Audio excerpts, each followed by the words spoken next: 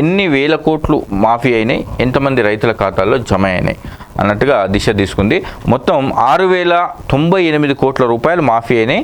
11,50,000 మంది రైతుల ఖాతాల్లో ఈ సొమ్ము జమ అయింది. ఇక ఫస్ట్ ఫేజ్ రుణమాఫీని ప్రారంభించిన ముఖ్యమంత్రి లబ్ధిదారులో నల్గొండ జిల్లా టాప్ 78,463 మంది రైతులకు మేలు, వారి అకౌంట్లలోకి 454 కోట్లు. మల్కాజ్గిరి జిల్లాలో కనిష్టంగా 2,667 మందికి, ఎందుకంటే ఇక్కడ మల్కాజ్గిరి అంటే అర్బన్ ఏరియా కాబట్టి ఇక్కడ వ్యవసాయం చేసే వాళ్ళ సంఖ్య చాలా తక్కువగా ఉంటుంది.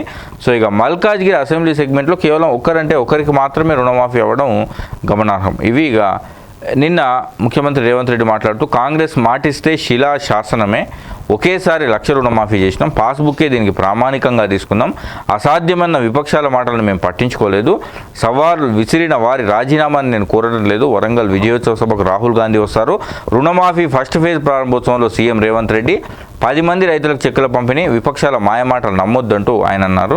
ఇక బట్టి విక్రమార్క డిప్యూటీ సీఎం కూడా దేశం చూపు మొత్తం తెలంగాణ వైపే ఉంది, ఇది చరిత్రలో సువర్ణాక్షరాలతో లిఖించదగిన రోజు, ప్రభుత్వం విడుదల చేసిన నిధులు రుణమాఫీ కోసమే, వాటిని ఎట్టి పరిస్థితుల్లో ఇతర అప్పులకు జమ చేయొద్దంటూ బ్యాంకర్ల సమీక్షలో డిప్యూటీ సీఎం బట్టి విక్రమార్క అన్నాడు. ఇక రేపు ఢిల్లీకి ముఖ్యమంత్రి రేవంత్ రెడ్డి వెళ్ళబోతున్నాడు, రాహుల్ గాంధీని ఇక్కడ నిర్వహించబోయే సభకు ఆహ్వానించబోతున్నాడు.